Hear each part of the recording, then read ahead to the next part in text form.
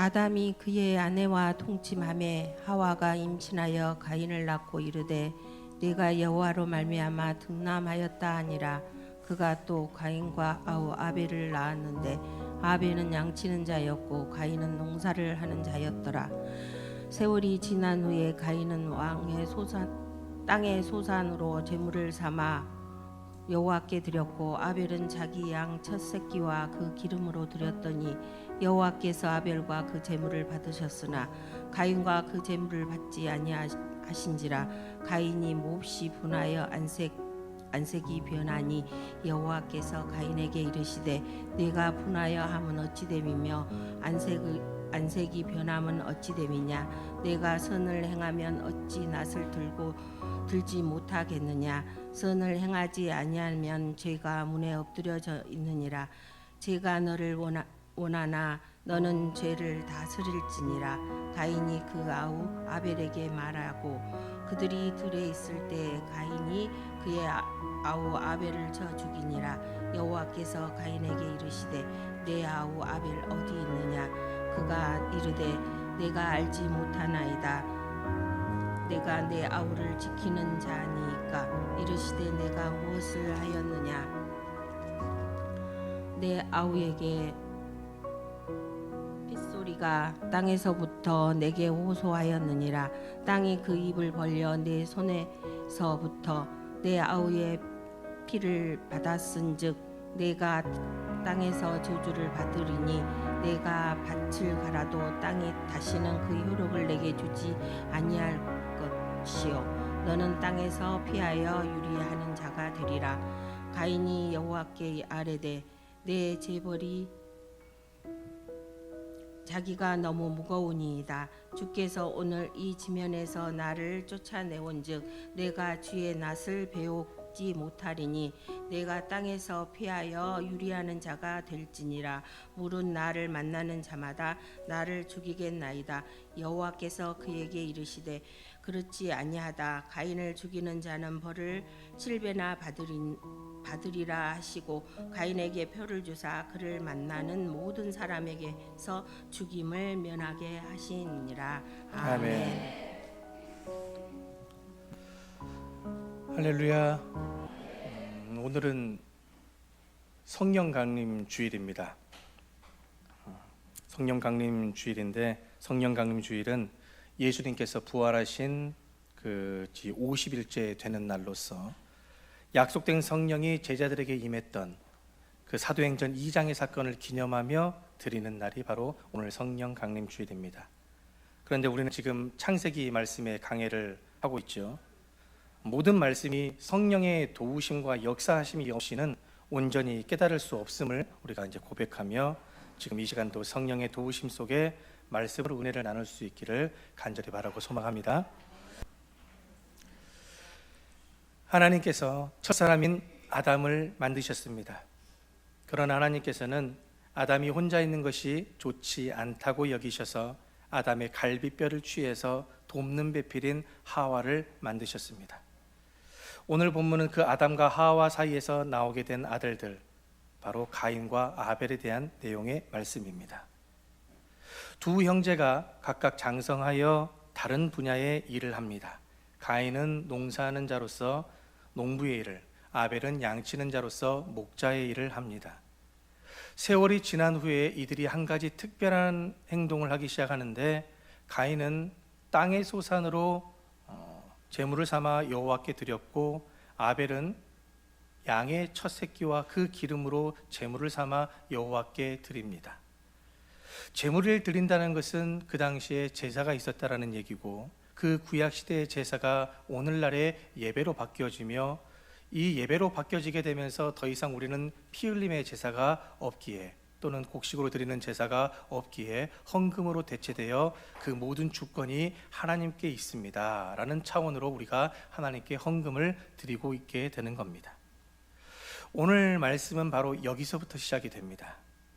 하나님께서 아벨이 드린 제물은 받으셨는데 가인이 드린 제물은 받지 않으십니다. 그러자 가인이 그 마음에 분이 오르기 시작하며 안색이 변했습니다. 하나님께서 어찌하여 아벨과 그가 바친 제물은 받으셨는데 가인의 것은 받지 않으셨을까? 학자들의 의견이 분분합니다. 어떤 학자는 믿음이 없어서 그렇다. 어떤 학자는 온 마음과 정성을 다해 드리지 않아서 그렇다. 어떤 학자는 피 흘림의 제사가 아니어서 그렇다라고 말들을 합니다. 그러나 오늘 본문 말씀 안에서 찾아볼 수 있듯이 우리는 본문에서 가벨과 아벨의 믿음이 어떠한지, 그 믿음이 참 믿음인지 아닌지 확인할 수 없습니다. 또 이들이 얼마나 정성을 다해서 하나님 앞에 드렸는지 안 드렸는지도 우리는 확인할 수 없습니다. 뿐만 아니라 하나님 앞에 드리는 제사는 피의 희생 제사만 있는 것이 아니라 레위기 2장에도 나와 있듯이 곡식으로 드릴 수 있는 소제라는 제사도 있습니다. 그럼 도대체 무엇이 문제가 되었기에 가인과 가인이 바친 제물은 받아들여지지 않았을까? 이 힌트를 찾을 수 있는 말씀이 7절 말씀에 나오게 되는데, 네가 선을 행하면 어찌 그 얼굴을 낯을 들지 못하겠느냐라는 말씀을 통해서 우리가 알 수 있는 것은, 하나님이 분명히 물으셨죠. 네가 선을 행했으면 왜 그랬겠느냐. 이 하나님의 물음에 가인이 아무 대답도 하지 못합니다. 이것으로 보아 우리는 무언가 가인이 하나님 앞에서 우리가 알지 못하는 어떤 하나님 앞에 선을 행하지 못했다라는 것을 생각해 볼 수 있지요. 이로써 우리는 가인의 제사가 받아들여지지 않은 이유, 제물의 외형이나 형식의 문제가 아니라는 걸 알 수 있습니다. 그럼 뭐가 문제일까요? 바로 제사를 드리는 제사자의 문제이죠. 오늘날 예배를 드리는 예배자의 문제라는 얘기입니다. 가인이 과연 하나님 앞에 무엇을, 어떤 선을 행하지 않았을까? 히브리서 11장이 그 단서를 제공해 주고 있습니다. 히브리서 11장 4절 말씀에 보니까 믿음으로 아벨은 가인보다 더 나은 제사를 하나님께 드렸다라고 얘기를 하고 있습니다. 그래서 우리는 하나님께서 아벨은 받으시고 가인의 것을 안 받으신 것은 아벨은 믿음으로 드렸고 가인은 믿음으로 드리지 않았구나 라고 우리는 히브리서 말씀을 통해서 확인을 할 수가 있게 되죠. 그러니 믿음이 맞지요. 그런데 여기서 주의해야 될 것은 믿음이라고 다 같은 믿음이 아니라는 겁니다. 하나님이 요구하시는 믿음은 단순히 하나님께서 살아계심에 역사하신다는 그 존재 자체에 대한 믿음을 말하는 것이 아닙니다. 하나님께서 요구하시는 믿음은 하나님은 살아계실 뿐만 아니라 온 우주 만물이 하나님의 주권에, 하나님의 손 안에 있음을 인정하는 믿음입니다. 그 믿음은 서로 다른 믿음입니다. 그렇게 말씀을 드리는 이유는 우리는 가인에게 믿음이 없다라고 말할 수 없습니다. 가인의 믿음이 참 믿음인지 형식적인 믿음인지 우리는 잘 모르지만 어쨌든 믿음이 있었기 때문에 하나님 앞에 나가서 제사를 드렸던 거죠. 믿음이 없으면 뭐하러 예배를 드렸겠습니까? 여러분들 스스로에게 물어봅시다. 오늘 이 자리에 왜 오셨습니까? 믿음이 있으니까 하나님 앞에 예배 드리러 오신 거 아닙니까? 하나님께서 살아계시고 그 하나님께서 나를 지켜 보호하여 주시고 은혜를 베풀어 주시고 내가 한 주간 살아갈 말씀을 붙들기 위해 그걸 주실 것이라 믿기 때문에 오늘 예배 드리는 거 아닙니까? 믿음이 있는 겁니다. 가인도 하나님 앞에 믿음이 있기 때문에 제사를 드려서 땅의 소산으로 마음을 다해서 예물을 드렸겠지요. 그렇기 때문에 믿음이 없다라고 우리는 말할 수 없습니다. 그러나 앞서 말씀드렸듯이 믿음은 다 같은 믿음이 아니다라 있습니다. 가인에겐 분명히 믿음이 있었지요. 어떤 믿음입니까? 하나님은 존재하신다, 하나님은 살아 계신다는 믿음이 다 있습니다. 그러나 뭐가 없었을까요? 가인에게 그 믿음은 있었지만, 존재에 대한 믿음은 있었지만, 이 자신이 수고하고 땅의 소산을 낼 수 있었던 모든 것, 이게 하나님의 주권 속에서 이루어지고 있다는 믿음이 없던 겁니다. 이것은 내가 한 거죠. 이 자리에 예배하는 우리 하나님의 살아계심을 다 믿을 겁니다. 존재 자체에 대해 믿음에 대한 그 의심하는 사람은 아마 없을 겁니다. 그래서 우리는 모든 것이 다 하나님의 것이니 모든 것이 다 하나님께 돌아감이 마땅합니다라고 인정도 하실 겁니다. 그렇게 우리는 내 모든 주권이 하나님께 있음을 믿고 그에 걸맞는 삶을 살아가야 되지요. 그런데 우리에겐 그 순종의 삶보다 입술의 삶이 더 많습니다. 우리의 전부를 온전히 하나님께 맡겨드리지 못합니다. 믿지만 그 믿음대로 살아내지 못합니다. 우리 스스로가 다 알고 있을 겁니다. 그런데 그렇게 믿음 없이 부족한 대로 그렇게 막상 살아보니까 물론 하나님 앞에 온전치 못한 부끄러움과 죄악도 죄송함도 있지요. 그런데 그 마음 있는 그대로 살아봤는데 사실 내가 이 땅에서 숨 쉬고 살아가는데 별 큰 지장이 없습니다. 이것이 가장 큰 문제인 거죠. 문제를 문제로 인식하지 못한 상태가 가장 큰 문제인 겁니다. 이것은 마치 방금 꺾어버린 꽃, 식물과 같을 겁니다. 여러분들 한번 생각을 해보십시다. 예쁜 꽃이 있어서 꺾어왔습니다. 나무로부터 한 가지를 꽃을 꺾어왔습니다. 자, 그러면 그 꽃은 살아있는 꽃입니까? 죽어있는 꽃입니까? 죽은 겁니까? 아직 예쁘게 살아있는데요. 그러니까 정확하게 얘기하려면 살아있기는 한 것 같은데 머지않아 죽을 꽃이라고 우리들은 얘기할 수 있겠죠. 이미 다 알고 있습니다. 왜냐? 이미 뿌리로부터 그 줄기로부터 얻어낸 수분과 영양분을 지금 머금고 있기 때문에 지금 당장은 살아있지만 머지않아 시간이 가면 시들어 죽을 것을 우리는 다 알고 있습니다. 그렇다면 우리는 어떨까요? 우리는 지금 온전한 믿음을 가지지 못한 상태에서 하루하루를 살아가는데 큰 문제 있습니까? 없습니다. 우리는 어떨까요? 처음에는 은혜 받고 신앙생활 열심히 합니다. 그러다가 여러 가지 바쁜 일들로 힘든 일들로 하나님과의 관계가 조금씩 멀어질 때도 있습니다. 주일 성수하지 못하고 말씀을 더 가까이 하지 못하고 잘하든 못하든 그래도 내가 할 수 있는 건 기도뿐이어서 잘하지는 못하지만 십자가 앞에 나와서 부르짖어서 때가 있었는데 근데 지금은 그런 기도도 상황에 따라서 합니다. 처음에는 걱정이 앞섰지요. 이렇게 해서 내가 하나님으로부터 멀어지면 어떻게 될까? 두려움도 있었겠지요. 이러다가 하나님한테 혼나는 건 아닌가? 염려도 있었겠지요. 교회로부터 멀어지면 큰일 날 줄 알았습니다. 그런데 세상이 어쩔 수 없으니 그렇게 살아보지요. 근데 큰 차이가 없습니다. 예수를 믿어도 힘들고 지칠 때가 있고 믿지 않아도 힘들고 지칠 때가 있고 크게 다를 바가 없다라는 것을 이제 알기 시작합니다. 그렇게 점점 하나님의 존재 자체는 부정하지는 않는데 그러면서 내가 할 수 있는 대로 최선을 다해서 우리는 땀 흘리며 수고하지요. 그렇게 신앙생활을 이어가는데 가인도 그렇죠. 하나님의 존재 자체를 부인한 무신론자가 아닙니다. 가인 믿음이 있습니다. 부모인 아담과 하와로부터 에덴 동산의 시작이 어떻게 돼 있었는지, 어떻게 밖으로 에덴 동산으로부터 쫓겨났었는지, 은혜가 무엇인지 죄가 무엇인지 아빠 엄마에게 들었을 겁니다. 교육 받았겠죠. 어떤 삶을 살아야 되는지 충분히 알았다고 보아야 됩니다. 그러니까 이들이 하나님 앞에 제사를 드린 겁니다.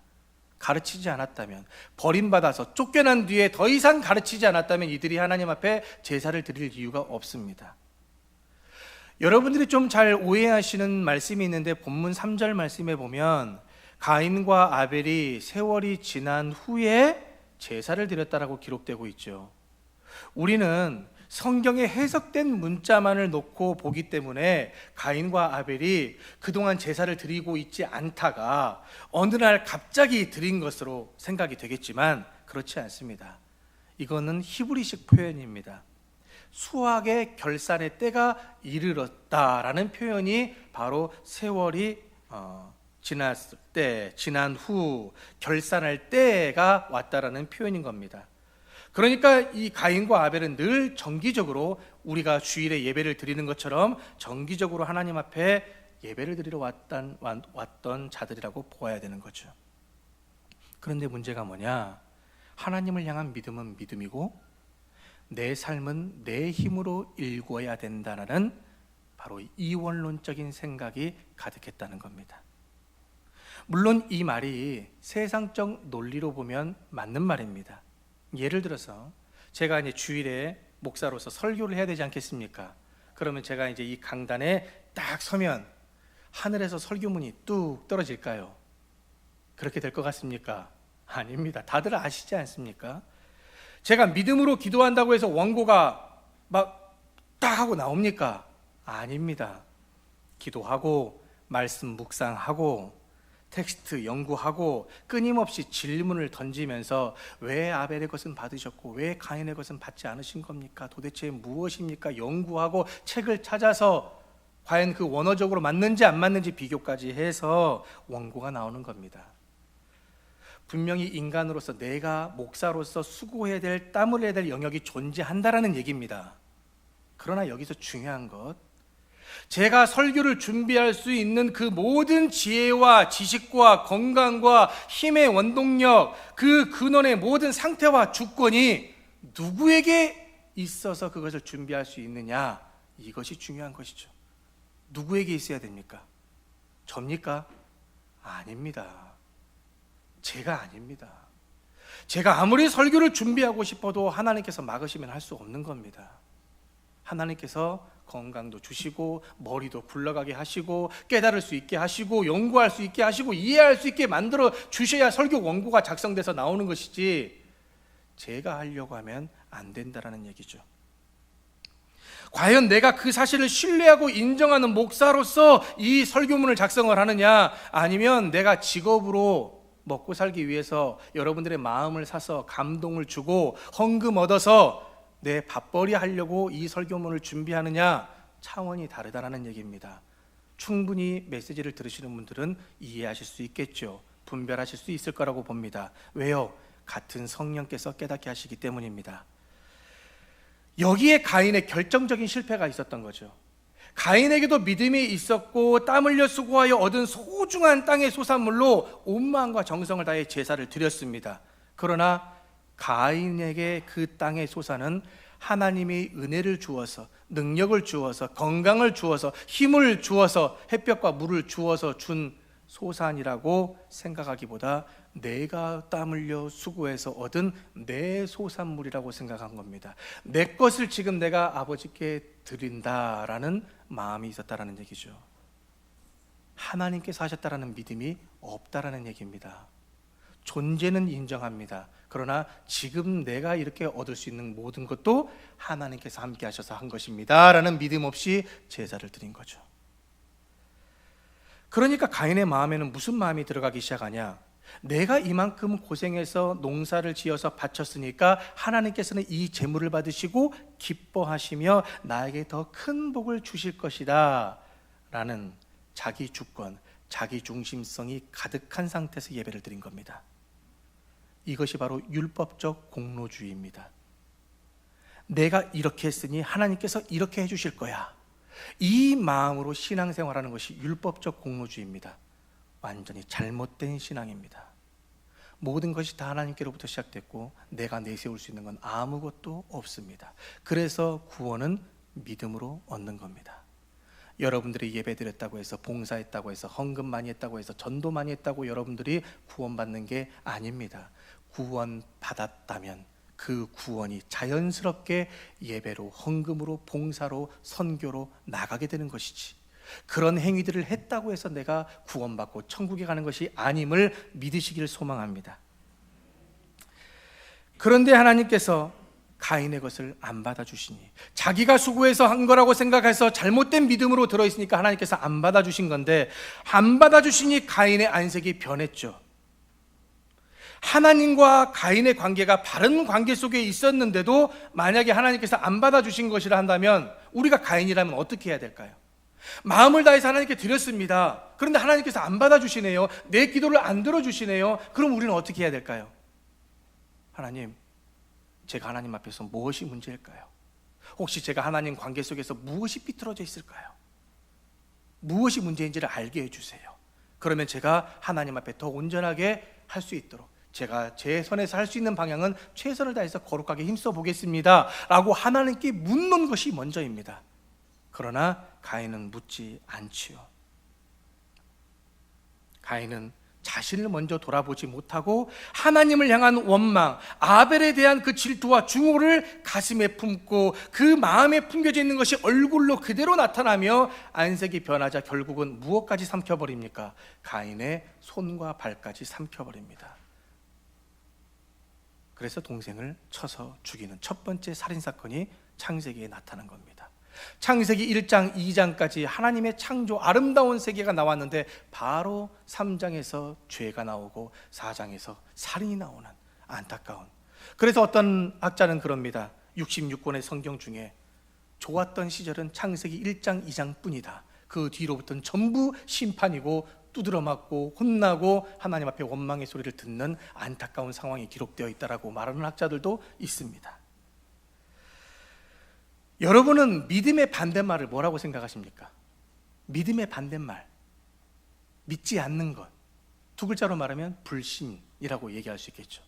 그러나 20세기 영적 거장인 C.S. 루이스 목사님은 자신의 저서인 순전한 기독교라는 책에서 믿음의 반대말을 뭐라고 표현하느냐? 자기의라고 표현했습니다. 가인은 정성을 다해 소산을 하나님께 바쳤을지 모르지만 그것은 하나님을 향한 전적인 신뢰의 믿음의 고백이 아닙니다.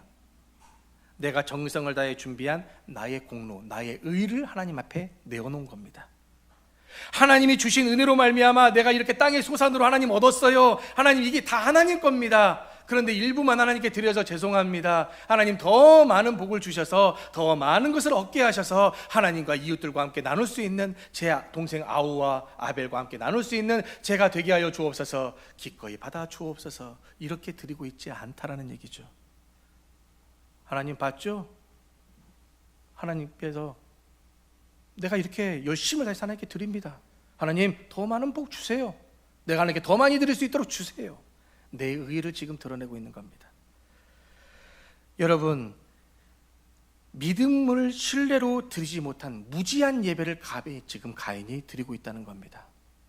아마 이 자리에 다 하나님의 살아계심을 믿지요. 믿으니까 나왔지요. 그런데 여전히 내가 내 발로 나왔다고 생각하시는 분 계십니까?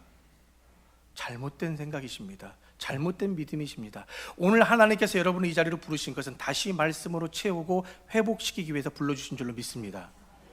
내가 한 것 아닙니다.